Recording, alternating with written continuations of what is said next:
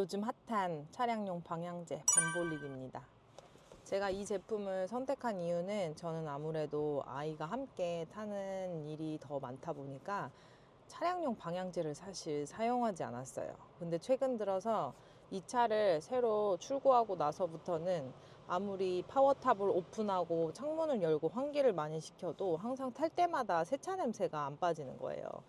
세차의 그런 차량 냄새 특유의 그 차 냄새가 많이 나서 좀 고민을 하던 와중에 이 제품은 아이도 안심하고 쓸 수 있는 제품이라고 해서 후기들도 많고 그래가지고 믿고 선택을 하게 됐습니다. 제가 선택한 제품의 향은 레몬 라벤더라는 향이고요. 컬러는 실버 색상을 선택을 했습니다. 제가 집에서 석고에 오일을 다 세팅을 해온 상태고 차에다가 이제 설치를 하려고 하는데 이렇게 굉장히 심플한 타입으로 생겼고, 심플하고 되게 사실 고급스럽게 생겼어요. 무게감도 어느 정도 있어가지고 선물용으로도 진짜 괜찮은 것 같아요. 케이스도 여기에 이렇게 오일에 설명서까지 딱 들어가 있기 때문에 뭔가 새 차를 출고한 남자친구 혹은 여자친구에게 선물하기도 너무 좋을 것 같습니다. 저는 화이트 색상의 차량이라서 실버 색상을 선택을 했습니다.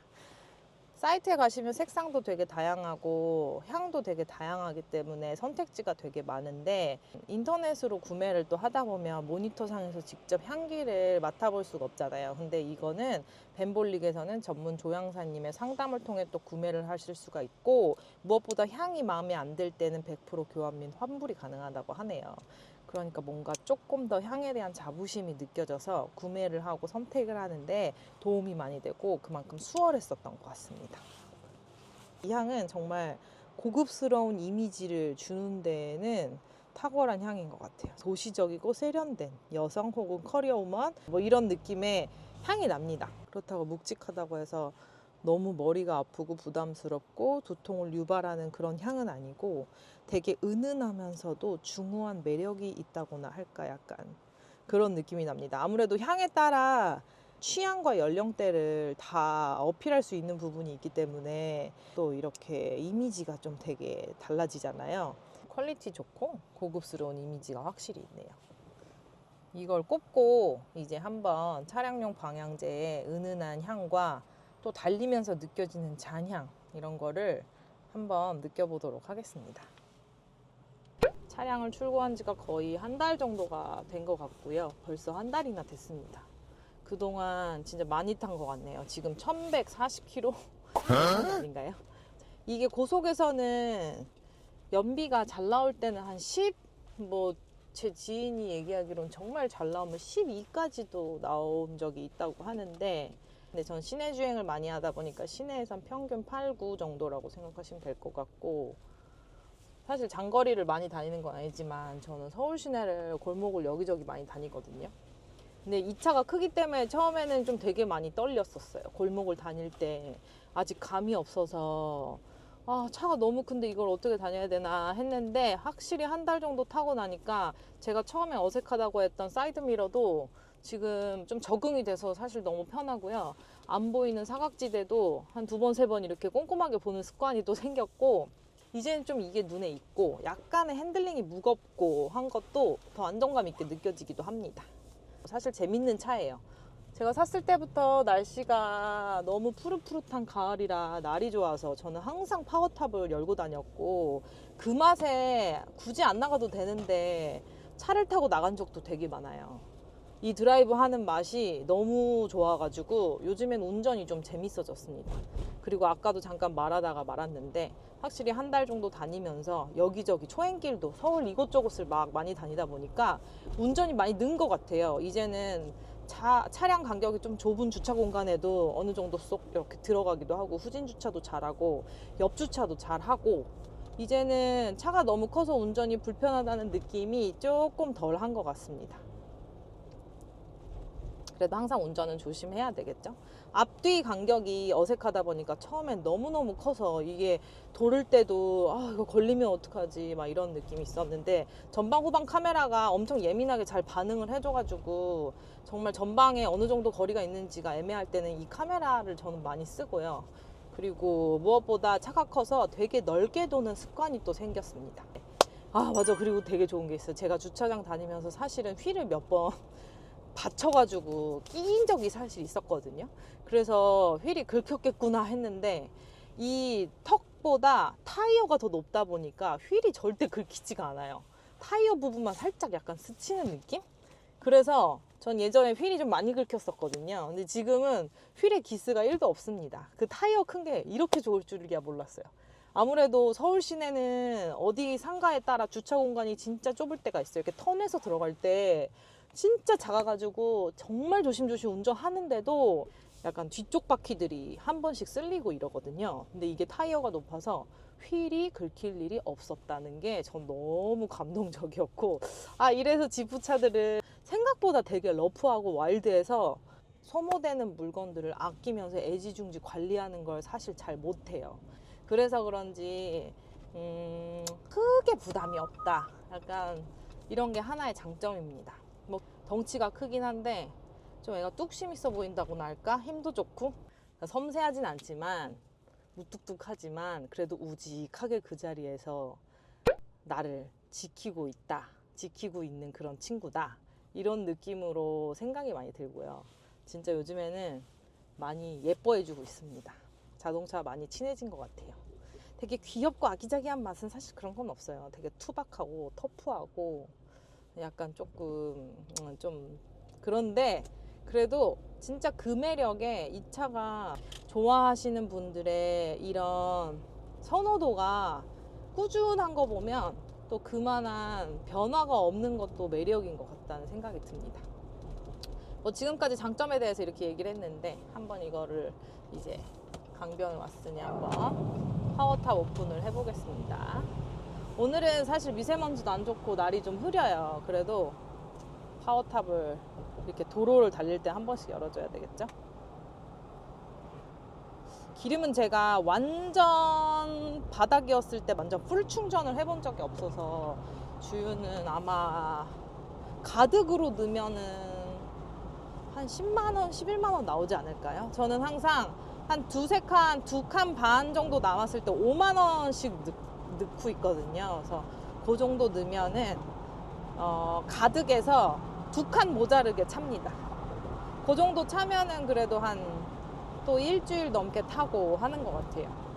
제가 자주자주 몰고 나가긴 하는데 장거리를 안 다녀서 그런 것 같기 때문에 주유나 연비에 대해서는 충분히 개인차가 있을 수 있다라는 점은 좀 참고해 주시면 좋을 것 같아요. 그리고 제가 이 벤볼릭 방향제에 대해서도 설명을 좀 해야 될 것 같은데 지금 차량용 방향제를 차량에 장착을 하고 이렇게 달리고 있는데 지금까지도 진짜 방향제가 코끝을 찌르는 것 같은 느낌을 못 느꼈었습니다. 되게 은은하게 나네요. 엄청 괜찮은 것 같아요. 또 이렇게 파워탑이나 창문을 오픈해서 그런지 모르겠지만 잔향도 너무 괜찮고 정말 거부감이 없네요. 왜 두통 유발을 안 하는 방향제인지 진짜 알 것 같아요. 생각보다 되게 은은합니다. 잔향도 좋고 차량의 고급스러운 이미지와 깔끔한 차주인의 이미지를 좀 만들어주는 것 같은 느낌이 좀 듭니다. 그리고 제가 단점을 얘기를 또 안 할 수가 없잖아요. 이 차량을 한 달밖에 안 탄 사람으로서 단점을 말하고 장점을 말하는 것도 사실 와닿지 않으실 수 있겠지만 뭐냐면 조금 저는 여기가 아파요. 손목이나 이런 데가 제가 힘이 약한 여리여리한 그런 스타일은 아니긴 하지만 그래도 오래 운전을 했다, 오늘 좀 운전을 무리했다 싶을 때가 있는데 그러면은 약간 여기 손목이 밤에 됐을 때 욱신욱신 하더라고요.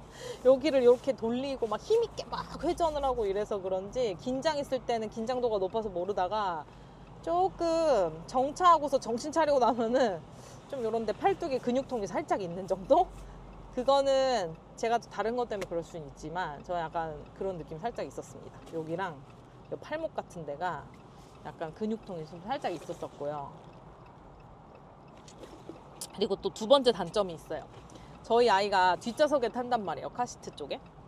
우퍼 스피커 위에 있어서 소리가 크고 잘 들리는 건 맞는데 저랑 대화할 때 되게 안 들리나 봐요. 그래서 뭐라고? 이러면서 자꾸 물어봐요. 저한테 뭐라고 했는지 안 들리는지 뒷좌석에서 앞좌석에서 대화한 얘기가 뒤에까지 잘 안 들리는지 저한테 계속 여러 번 물어보고 안 들린다고 그러거든요. 그럴 때는 파워탑 닫고 창문 닫았고 소리 완전 줄인 다음에 대화를 하면 대화가 잘 되는데, 확실히 조금 여러 가지로 소리들이 많이 섞이다 보니까 뒷좌석과 대화하기는 조금 힘든 건 사실인 것 같습니다. 풍절음도 있기도 있고, 그리고 터널 들어갔을 때는 확실히 시끄럽긴 시끄러워요. 그런 것 때문에 뒷좌석과 대화가 안 되고, 대화를 하려면 되게 큰 목소리로 얘기를 하게 되는 그런 게 또 있는 것 같아요. 그리고 또 있어요. 세 번째.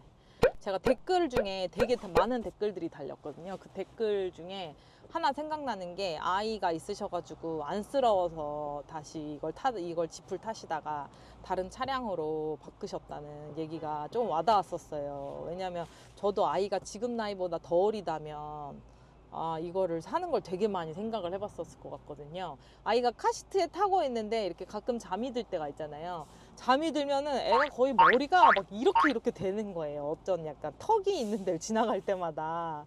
근데 저희 아이는 나이도 이제 많이 들었고, 워낙 차 타고 다닌 지도 오래되고 예민한 타입이 아니라서 그냥 그러려니 하면서 잘 자는데, 이게 진짜 조금 예민한 신생아처럼 어린 아이들한테는 이렇게 움직이는 게 힘들고, 부딪히게 되면 또 깰 수도 있고, 그래서 승차감이 중요하잖아요. 그래서 이 차는 쉽사리 선택을 하지 못할 것 같다라는 생각이 있기는 있습니다. 이게 뭐 다 비슷비슷한 얘기예요. 사실 뭐 승차감이 안 좋다, 소리가 크다, 뭐 이런 게 결국은 다 똑같은 얘기의 반복이긴 한데, 그런 걸 어느 정도 내가 감안할 수 있느냐, 이거에 대한 퍼센테이지가 이거를 구매했을 때 만족도와 불만족을 좌지우지한다고 생각을 하거든요. 내 삶과 좀 내가 원하는 거, 니즈가 어떠냐에 따라서 차를 선택하는 게 또 각자 달라지니까, 그런 부분만 맞는다면 다 그냥 대수롭지 않게 지나갈 수 있는 부분이라고 생각이 듭니다. 뭐 어떤 물건이든 장점이 있으면 또 단점이 있기도 하고, 그 단점이 그렇게 크지 않다면 또 장점으로 다 흡수가 되는 것 같기도 한 것 같아요. 일단 그 정도가 지금 한 달 정도 탔을 때 단점이었었던 것 같고, 맞아, 그 정도였습니다. 장점은 제가 그동안 너무 많이 나열을 하고 이야기했기 때문에 더 얘기는 안 해도 될 것 같긴 한데, 생각보다 운전 되게 편하고요, 이 차는. 그리고 좁은 공간을 가기가 어렵지 않아요. 운전이 저랑 합이 좀 잘 맞아져가지고 운전이 재밌고, 아주 여기저기 쏙쏙 잘 다니는 차입니다. 둔감해 보이고 좀 둔해 보이는데도 아주 날렵한 친구예요. 일단 이 가을 날씨에 이 단풍나무를 보면서 파워탑을 열고 달리는, 제 머리 위로 지금 노란 색깔 은행나무와 단풍나무 잎들이 보이잖아요. 저는 진짜 이게 너무 기분이 좋고, 너무너무 이루 말할 수 없을 정도로 행복하거든요. 저한테 있어서 어느 정도 스트레스 해소가 되는 가장 큰 부분이기도 하기 때문에, 제 삶에서 그렇게 이 차가 주는 단점보다 이 차가 주는 장점이 더 크게 다가오기 때문에 저는 진짜 만족하고 타고 있는 차량입니다. 그럼 한번 달려볼게요.